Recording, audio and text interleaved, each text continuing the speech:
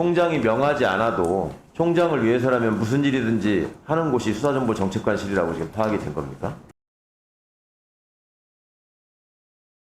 법무부에 대한 현안 질의나 국정감사가 됐든 어떤 일이 벌어지면 항상 이 검찰 문제로 논의가 집중되고 또 장관님한테 이제 제대로 다 아실 수 없는 검찰 내부 사정에 대해서 계속 이제 확인하는 과정 이런 것들이 법사위원으로 있으면서 항상 좀 안타깝게 보였습니다. 법무부라는 곳이 영문 표현에 의하면 Ministry of Justice고 국가의 어떤 정의로운 절차 또 정의로운 과정, 정의로운 결과 이런 것들을 위해서 헌신하는 부서라고 알고 있습니다. 이 법무부 구성원분들이 그간 검찰, 정치검찰로 인해서 검찰 다가 아니죠. 일부 정치검찰로 인해서 명예가 땅에 떨어지고 또 한 식구로서 여러 가지 자괴감을 느끼시면서도 맡은 바 업무에 늘 이렇게 정진하셔가지고 그 나라가 우리나라가 그래도 이렇게 선진국 반열에 들 수 있는 기초를 단단히 다져주신 거 아닌가 싶은 생각에서 장관님이야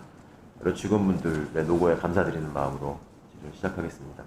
법무부 업무가 뭐 범죄예방 출입국 또 인권 업무 또 법무실 업무 하나도 안 중요한 게 없지 않습니까? 예, 그렇습니다. 그런데 왜 이렇게 검찰 문제를 가지고 계속 얘기가 돼야 되고 장관님은 늘 검찰 문제로 시달리셔야 하는지 이 문제에 대해서는 장관님 재임 중에라도 꼭 좀 큰 틀에서 가닥이 잡혀서 다시는 좀 이런 일이 없는 그러니까 좀 균형 잡힌 보고와 질의 또 현안 분석 이런 것들이 좀 있었으면 좋겠습니다. PT를 좀 대검 규정을 하나 지난번에도 보여드렸던 건데 이게 뭐 2019년 이후로 일관되게 수사정보정책관이라는 자리는 검찰총장이 명하는 수사정보와 관련한 검찰 사무에 관한 사항을 하게 돼 있는 것입니다. 검찰총장이 명하는 사안에 대해서 한다는 것. 이번에 이 소위 말하는 그 정치공작이라고 변명해서 지금 눈치고 빠져나가려고 하는 이 고발사주 사건, 이 청부고발 사건에 대해서 늘 궁금했던 것이 왜 총장과 총장 가족과 총장 측근 이 사람들이 피해자로 된 고발장이 수사정보정책관실에서 작성됐다는 혐의를 받기에 이르렀는가 하는 점입니다. 이게 지금 총장이 명하지 않아도 총장을 위해서라면 무슨 일이든지 하는 곳이 수사정보정책관실이라고 지금 파악이 된 겁니까?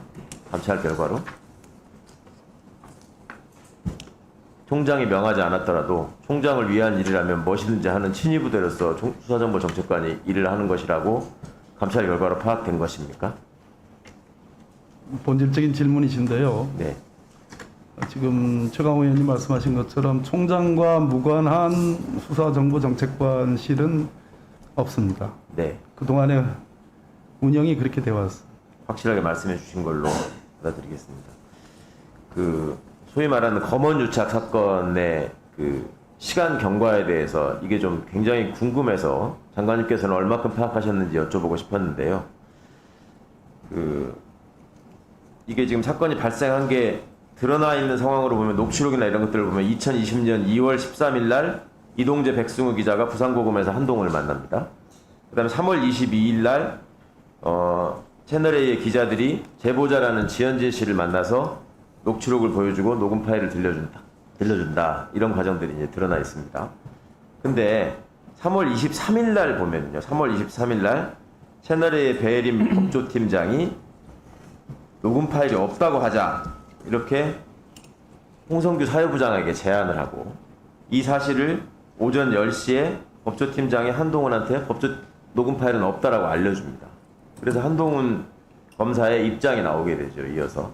그런데 굉장히 이상한 것은 이 시간 이후로, 그러니까 이 시간 경과 이후로 이 제보자 A 내지는 제보자 X라고 지칭되던 분이 지현진이라는 실명을 가진 특정인이고 이분이 과거에 어떤 일과 관련돼 있었다라는 것을 아는 사람은 지현진 씨 본인하고 대검 정도로 보는 게 타당할 것 같습니다. 채널A가 모든 것을 알고 있다고 하기에도 어려운 상황이었고요.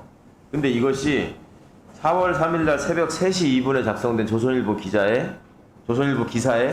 그대로 담기게 됩니다.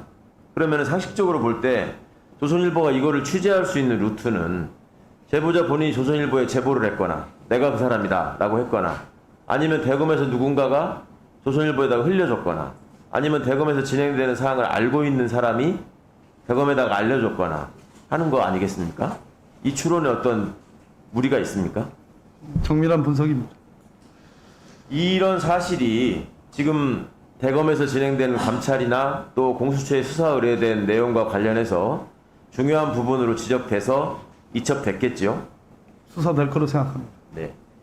이거 이상한 게 또 있습니다. 그러니까 고발장을 베낀 거냐 아니냐, 실제로 작성해준 고발장이 넘어갔느냐 아니냐와 관련해서 고발장에 담겨있는 오류들이 지금 고발장 및 고발장 초안이라고 얘기되고 있는 4개의 문서에 동일하게 지적된 점이 굉장히 많이 있었습니다. 맞춤법이 틀린 것도 있고 무슨 주민등록번호가 틀린 것도 있고 방송 횟수를 그대로 기재한 것도 있고 한데, 이 부분과 관련해서 지금 피고발인 중에 하나였던 시민보 기자가 지적한 것을 보면 제보자 X가 시민보 기자에게 제보를 해서 이 검언유착 사건이 세상에 알려지도록 했다, 뉴스타파를 통해서 이렇게 돼 있는데, 이게 그게 아니고 기자는 경찰관한테 제보를 받았다는 것이고 나중에 확인을 했다는 겁니다. 근데 이게 잘못된 내용이 또 똑같이 조선일보하고 동아일보에 그대로 잘못된 내용이 실렸다는 겁니다.